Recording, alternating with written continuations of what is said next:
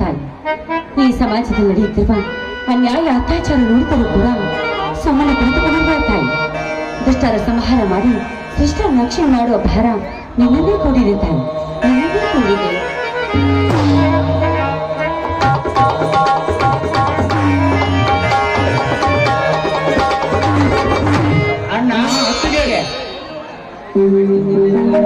ರಾಜು, ಸತೀಶ್, ಈಗ ಬಂದ್ರೇನಪ್ಪ? ತೆಗೆದುಕೊಳ್ಳಿ ಪ್ರಸಾದವನ್ನು.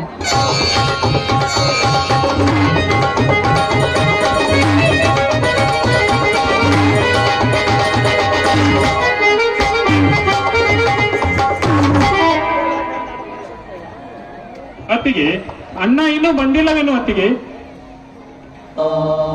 ಇನ್ನೂ ಬಂದಿಲ್ಲ ನೋಡಪ್ಪ. ಅಲ್ಲ, ಬೆಳಗಿಂದ ಊಟ ಮಾಡಿ ಹಾಗೆ ಹೋಗಿದ್ದಾನೆ. ಕೆಲಸ ಮಾಡೋದ್ರಲ್ಲಿ ಊಟನೇ ಮರ್ತು ಬಿಡ್ತಾರ.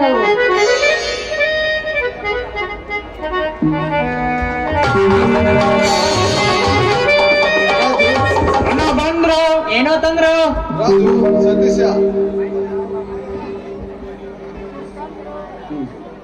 ರಾಜು, ಸತೀಶ, ಅಣ್ಣ ಬಂದ್ರು, ಏನೋ ತಂದ್ರು. ಏನ್ರಪ್ಪ ಇನ್ನು ಸಣ್ಣ ಮಕ್ಕಳಾಗ ಮಾಡ್ತಿರಲ್ಲ ಇಬ್ರು ನೀವು? ಗಂಗಾ, ಅವರು ಎಷ್ಟೇ ಬೆಳೆದು ದೊಡ್ಡವರಾದರೂ ನಮ್ಮ ಪಾಲಿಗವರು ಸಣ್ಣ ಮಕ್ಕಳಲ್ಲವೇ ಗಂಗಾ?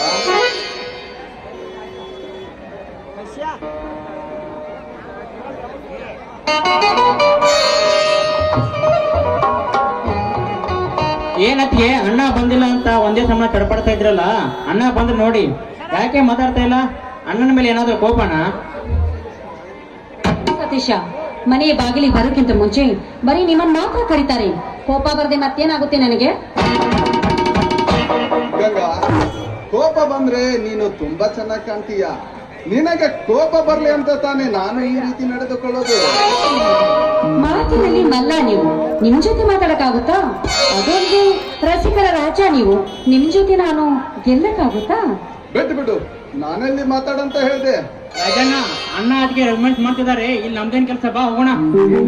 ಏ ರಾಜು, ಸತೀಶ, ಬನ್ನಿಲ್ಲಿ. ಎಲ್ಲಿಗೆ ಹೋಗ್ತೀರಿ? ಇಂದು ವಿಜಯದಶಮಿ.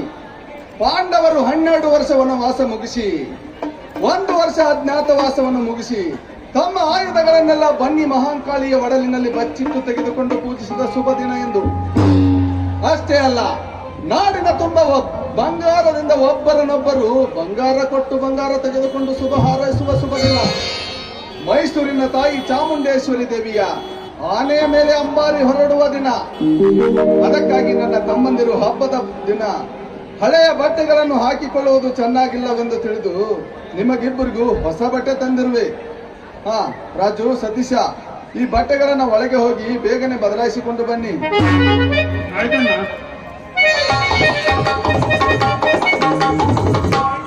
ಓಹೋ ಓಹೋ, ರಾಣಿಯವರು ಮಾತಾಡ್ತಾ ಇಲ್ವಲ್ಲ, ಕೋಪನಾ? ಅಯ್ಯೋ, ಕೋಪ ಯಾಕ್ರಿ? ಅದು ನಿಮ್ ಮೇಲೆ.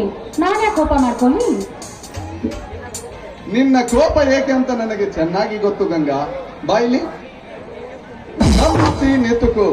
ನಾನು ಕಣ್ತೆಗೆ ಅನ್ನುವರೆಗೂ ಕರ್ತರೆಯಬಾರದು. ಸರಿ.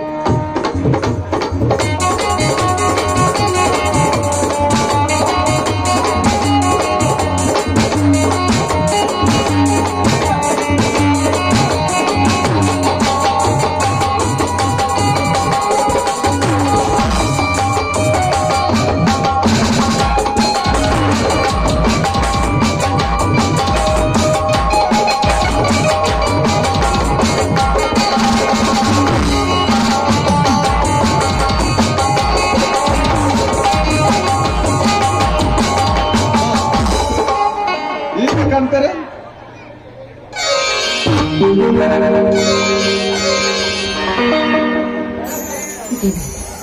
ಇಷ್ಟೊಂದು ಬೆಲೆ ಬಾಳ ಸೀರೆ ತಂದಿದ್ರ, ನಿಮಗೋಸ್ಕರ ಅಂತ ಏನು ತೆಗೆದುಕೊಂಡಿಲ್ವಾ? ನೋಡು ಗಂಗಾ, ಸಣ್ಣವರಿದ್ದಾಗಲೇ ತಂದೆ ತಾಯಿಗಳನ್ನು ಕಳೆದುಕೊಂಡ ಆ ನೋವು, ಆ ನಲಿವು ನನ್ನೊಬ್ಬನಿಗೆ ಮಾತ್ರ ಇರಲಿ. ನಾನು ಪಟ್ಟಂತ ವೇದನೆ ನನ್ನ ತಮ್ಮಂದಿರು ಪಡಬಾರದು. ಅದೇನೇ ಕಷ್ಟ ಬಂದರೂ ಈ ನನ್ನ ತಂದೆ ದರ್ಗಾದಜ್ಜನ ಸಾಕ್ಷಿಯಾಗಿಯೂ ಅದನ್ನು ನಾನು ಹೊತ್ತು ನಿಭಾಯಿಸುತ್ತೇನೆ. ಸಂತೋಷನಾ? ನೀವೆಷ್ಟೊಂದು ಒಳ್ಳೆಯವರು. ನಿಮ್ಮಂತ ಗಂಡ ಸಿಗ್ಬೇಕಾದ್ರೆ ನಿಜಕ್ಕೂ ನಾನು ತುಂಬಾನೇ ಪುಣ್ಯ ಮಾಡಿದ್ದೇನೆ. ಒಂದು ಹೆಣ್ಣಿಗೆ ಬೆಲೆ ಕಟ್ಟಕ್ ಆಗದಿರೋ ಆಸ್ತಿ ಅಂದ್ರೆ ಅದು ಗಂಡನ ಪ್ರೀತಿ. ಪ್ರೀತಿಯಿಂದ ನೀವು ನನಗೆ ಸೀರೆ ತಂದ್ಕೊಟ್ಟಿದ್ದೀರಲ್ಲ, ಇಂಥ ಭಾಗ್ಯ ಈ ಸಮಾಜದಲ್ಲಿ ಅದೆಷ್ಟೇ ಹೆಣ್ಣು ಮಕ್ಕಳಿಗೆ ತಾನೇ ಸಿಗುತ್ತೆ. ಅದು ರತಿ ನನಗೆ ತುಂಬಾನೇ ಸಂತೋಷವಾಗ್ತಾ ಇದೆ. ಯಾಕಂದ್ರೆ ತಂದೆ ಕೊಡಿಸೋ ಸೀರೆ ಗಂಡನ ಮನೆ ಸೇರೋ ತನಕ, ತಾಯಿ ಕೊಡಿಸೋ ಸೀರೆ ತಾಯಿ ಆಗೋ ತನಕ, ನನ್ನ ಗಂಡ ಕೊಡಿಸೋ ಈ ಸೀರೆ ನಾನು ಚೆನ್ನಾಗಿರೋವರೆಗೂ, ಈ ಭೂಮಿ ಋಣ ಮುಗಿಯೋವರೆಗೂ. ರೀ ನೀವು ಗೆದ್ಬಿಟ್ರಿ, ನಿಜವಾಗ್ಲೂ ನೀವು ಗೆದ್ದು ಬಿಟ್ರಿ. ಗಂಗಾ, ಹಾಗಾದರೆ ಇದೇ ಸಂತೋಷಕ್ಕಾಗಿ ಹೊರಬೀಳಲಿ ಒಂದು ಸುಮಧುರ ಗಾನ.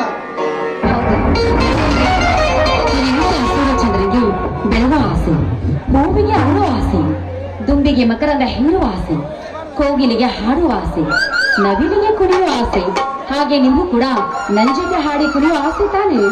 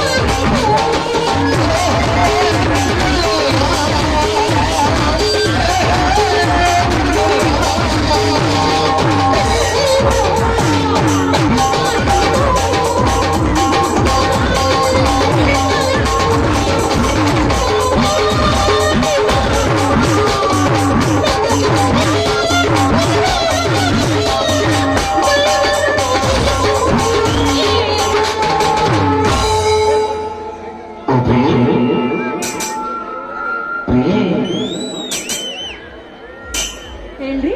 ನೀನು ನನ್ನ ಅರ್ಧಾಂಗಿನಿ ಅಲ್ಲವೇ? ಹೌದು, ನಾನು ಅರ್ಧ ಅಂಗಿನ. ಹಾಗಾದ್ರೆ ಒಂದು ಕಾಣಿಕೆ ಕೊಡಲಿಯಾ? ಒಂದ ಏನ್ರಿ ಅದು? ಅದೇ ಮುದ್ದು ಸಿಹಿ ಮುದ್ದು.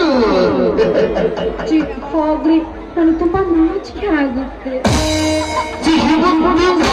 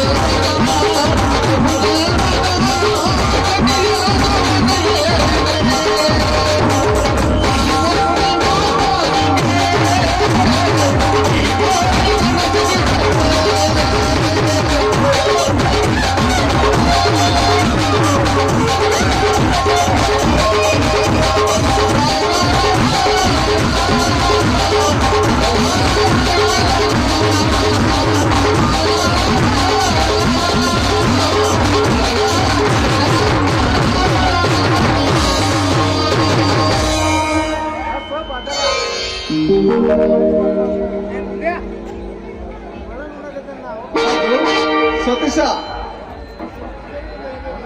ಅಣ್ಣ ಅತ್ತಿಗೆ ಬಾ ರಾಜು. ತೆಗೆದುಕೊಳ್ಳೋಣ ಬಂಗಾರ. ನಾವು ನೀವು ಬಂಗಾರದಾಗಿರೋಣ. ಆಯ್ತು ರಾಜು, ನಾವು ನೀವು ಬನ್ನಿ ತೆಗೆದುಕೊಂಡು ಬಂಗಾರದಾಗಿರೋಣಪ್ಪ. ಆಶೀರ್ವದಿಸಣ್ಣ. ಎದ್ದೇಳು ರಾಜು, ಎದ್ದೇಳು. ನಿನ್ನ ಮುಂದಿನ ಜೀವನದಲ್ಲಿ ಏನಾಗಬೇಕೆಂಬ ಆಸೆ ಇದೆ? ಅಣ್ಣ, ನಾನು ಈ ಕನ್ನಡ ನಾಡು ಮೆಚ್ಚುವಂತ ಹೆಸರಾಂತ ಕವಿ ಆಗಬೇಕೆಂದು ನನ್ನ ಆಸೆ ಇದೆ ಅಣ್ಣ. ಶಭಾಷ್ ಸಹೋದರ, ಶಭಾಷ್. ಸತ್ಯದ ತಲೆಗೆ ಹೊಡೆದಷ್ಟೇ ಸತ್ಯವಾಗಿ ಹೇಳುವ ನಿಷ್ಠಾವಂತ ಕವಿಗಳ ಜಾಯಮಾನದಂತ ಕವಿ ನೀನಾಗು. ಇದೇ ನನ್ನ ಬಲವಾದ ಆಶೀರ್ವಾದ. ಅತ್ತಿಗೆ, ನೀವು ತೆಗೆದುಕೊಳ್ಳಿ ಬಂಗಾರ.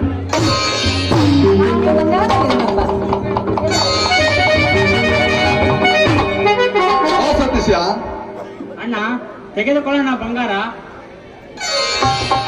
ನಾವು ನೀವು ಬಂಗಾರದಾಗಿರೋಣ. ಆಯ್ತು ಸತೀಶ, ನಾವು ನೀವು ಬನ್ನಿ ತೆಗೆದುಕೊಂಡು ಬಂಗಾರದಾಗಿರೋಣಪ್ಪ.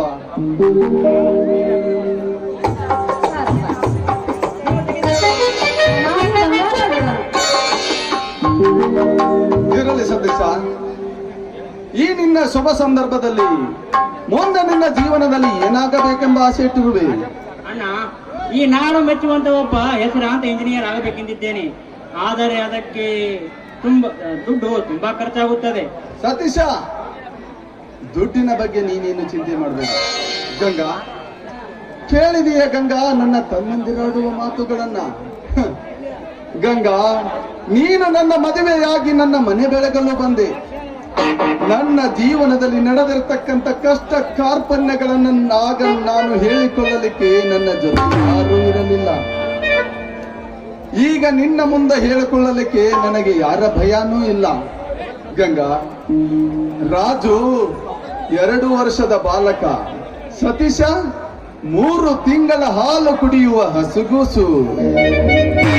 ರಾಜು ಕಿರುಬಳ ಹಿಡಿದು ನಡೆದರೆ, ಸತೀಶನನ್ನು ಕಂಕುಳಲ್ಲಿ ಎತ್ತಿಕೊಂಡು ಹೊರ ನಡೆದರೆ ಸಾಕು, ಈ ನಮ್ಮೂರ ಸಮಾಜದ ಜನ ನಮ್ಮನ್ನು ಯಾವ ದೃಷ್ಟಿಯಿಂದ ನೋಡುತ್ತಿತ್ತು ಗೊತ್ತೇ? ತಂದೆ ತಾಯಿಗಳನ್ನು ನುಂಗಿದ ಪಾಪಿಗಳು ಇವು ಎಂದು ಒತ್ತು ರಾಜಗೆ ನೂಕುತ್ತಿತ್ತು ಇದೇ ನನ್ನೂರ ಸಮಾಜದ ಜನ. ಅಮ್ಮ, ಅಪ್ಪ, ತಂದೆ ತಾಯಿ ಇಲ್ಲ, ಬಂಧು ಬಳಗ ಇಲ್ಲ, ತಂದೆನಂತೂ ನೋಡೇ ಇಲ್ಲ, ತಾಯಿನಂತೂ ಕಳೆದುಕೊಂಡು ಬಿಟ್ಟಿದ್ದೇವೆ. ಯಾರಾದ್ರೂ ಆಶ್ರಯ ಕೊಡಿ ತಾಯಿ ಎಂದು ಅಂಗಲಾಚಿ ಬೇಡಿಕೊಂಡೆ. ಯಾರು ನಮಗೆ ಆಶ್ರಯ ನೀಡಿಲ್ಲ. ಹೋಗ್ಲಿ, ನಮಗೆ ಆಶ್ರಯ ನೀಡಿದರೂ ಪರವಾಗಿಲ್ಲ ತಾಯಿ. ನನ್ನ ತಮ್ಮ ರಾಜು 2 ವರ್ಷದ ಬಾಲಕ, ಯಾರಾದ್ರೂ ಒಂದು ತುತ್ತು ಅನ್ನ ಹಾಕಿ ತಾಯಿ ಎಂದು ಅಂಗಲಾಚಿ ಬೇಡಿಕೊಂಡೆ. ಯಾರು ಅನ್ನ ಹಾಕ್ಲಿಲ್ಲ. ಅವನಿಗೆ ಅನ್ನ ಹಾಕಿದ್ರು ಪರವಾಗಿಲ್ಲ ತಾಯಿ. ನನ್ನ ಕಿರಿಯ ತಮ್ಮ ಸತೀಶ 3 ತಿಂಗಳ ಹಾಲು ಕುಡಿಯುವ ಹಸುಗೂಸು, ಯಾರಾದ್ರೂ ಒಂದು ತೊಟ್ಟು ಹಾಲು ಕೊಡಿ ತಾಯಿ ಎಂದು ಅಂಗಲಾಚಿ ಬೇಡಿಕೊಂಡೆ.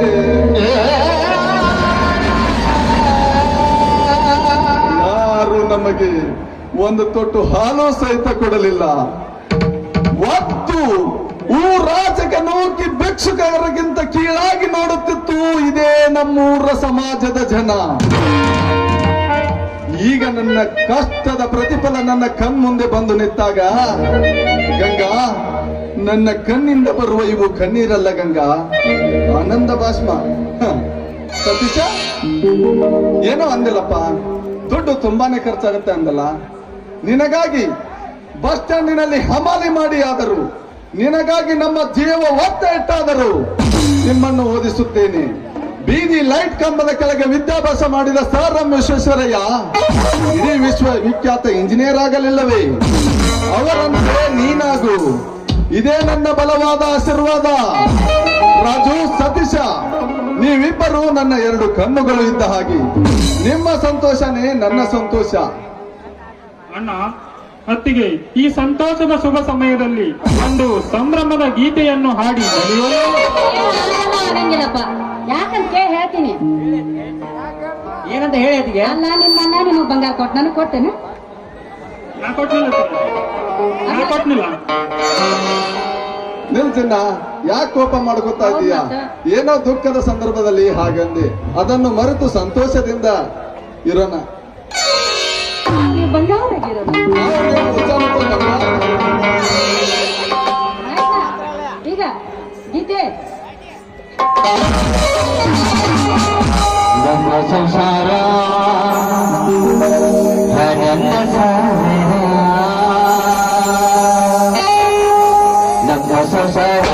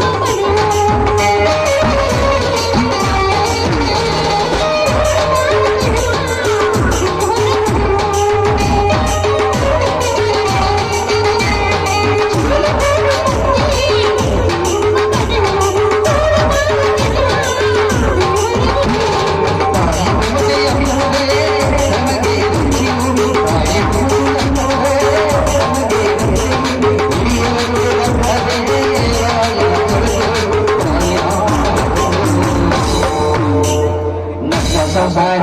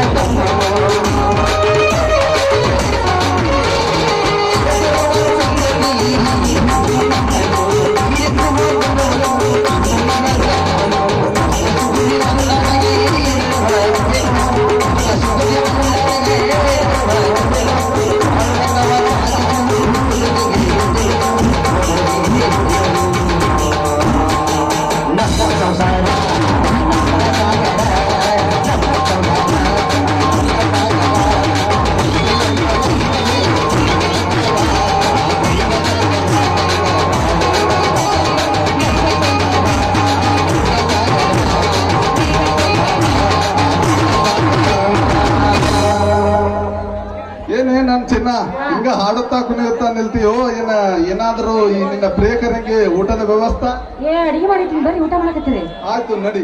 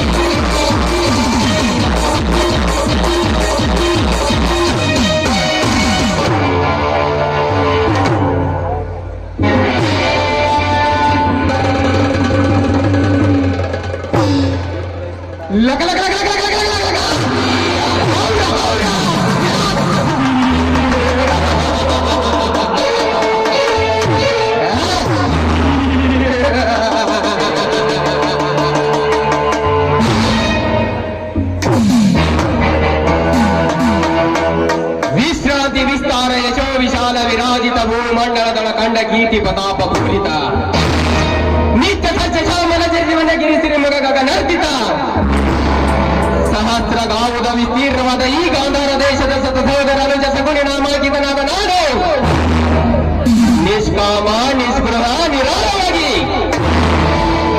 ಸತತವೂ ಸುಮಧುರ ಸಂಗೀತ ಸಾಹಿತ್ಯ ಸಡಗರ ಸಂಭ್ರಮಗಳಿಂದ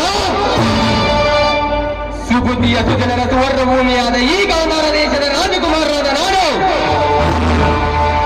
ಈ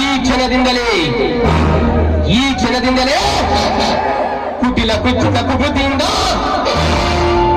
ಗುರುಕುಲ ಸಂಹಾರದ ಕೌರ್ಯ ಕಾರ್ಯ ಕಾರಣಕ್ಕಾಗಿ ನಿನ್ನ ಮಾತುಗಳನ್ನು ಚಾಚು ತಪ್ಪದೆ ಪಾಲಿಸಿ ಈ ಅಖಂಡ ಭೂಮಂಡಲಾಧೀಶನನ್ನು ಮೆರೆಯುತ್ತಿರುವ ಬಲಾಢ್ಯ ದುರ್ಯೋಧನನ ತತ್ತರಿಗಿಸುವುದೇ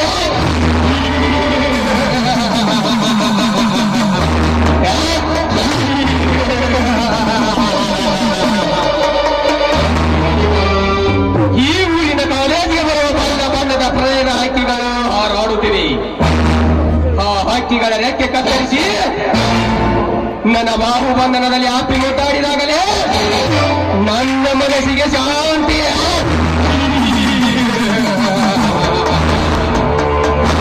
ಇಲ್ಲದಿದ್ದರೆ ದಿನವೇ ನನ್ನ ಜೀವನವೇ ಕ್ರಾಂತಿ.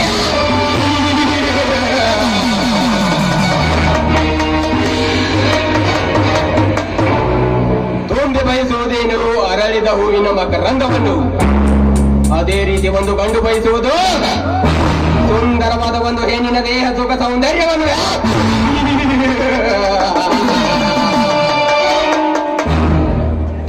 ನಾನು ಕಾಲೇಜಿಗೆ ಬರುವುದು ಕಲಿಯುವುದಕ್ಕಲ್ಲ, ಬಡಮುಗ್ಧ ಬಾಲ್ಯರಿಗೆ ಹಣದಾಸೆ ತೋರಿಸಿ ಅವರ ಕನಸಿನ ರಾಜನಾಗಿ ಮೆರೆಯುವುದಕ್ಕೆ.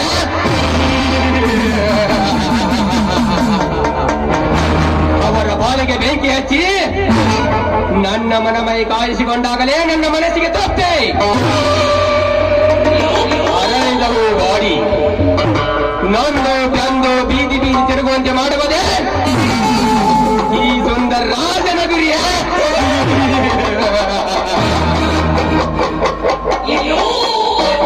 ಸ್ವಾರ್ಥ ಯಾರಿಗೆಲ್ಲ, ಈ ಪ್ರಪಂಚದಲ್ಲಿ ಪ್ರತಿಯೊಂದು ಜೀವಿಯೂ ಸ್ವಾರ್ಥಿ.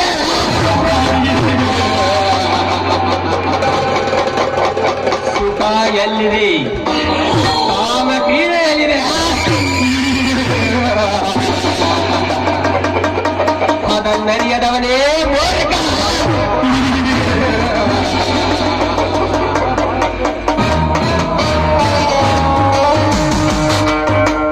रामायण में रावण का नायक, महाभारत में शकुनी का नायक, ಈ ಕಲಿಯುಗದಲ್ಲಿ ಸುಂದರ ರಾಜನೇ ಕಾರಣ.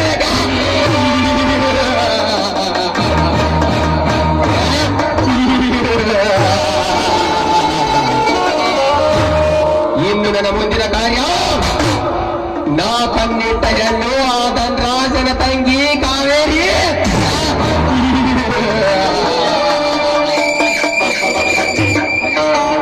ಅವನೊಬ್ಬರು ನನ್ನ ಕಂಡರೆ ಕೆಂಡವನ್ನೇ ಕಾರುತ್ತಾಳೆ. ಆ ಕೆಂಡಕ್ಕೆ ನೀರು ಹಾಕಿ ಗಾಳಿಗೆ ಹಾರಿ ಹೋಗುವ ಮೂರ್ತಿತರಣ ಮಾಡದಿದ್ದರೆ ನನ್ನ ಹೆಸರು ಈ ಕಲಿಯುಗದ ಕರ್ನಾಟಕ ಸುಂದರ ರಾಜರೇ ಅಲ್ಲ.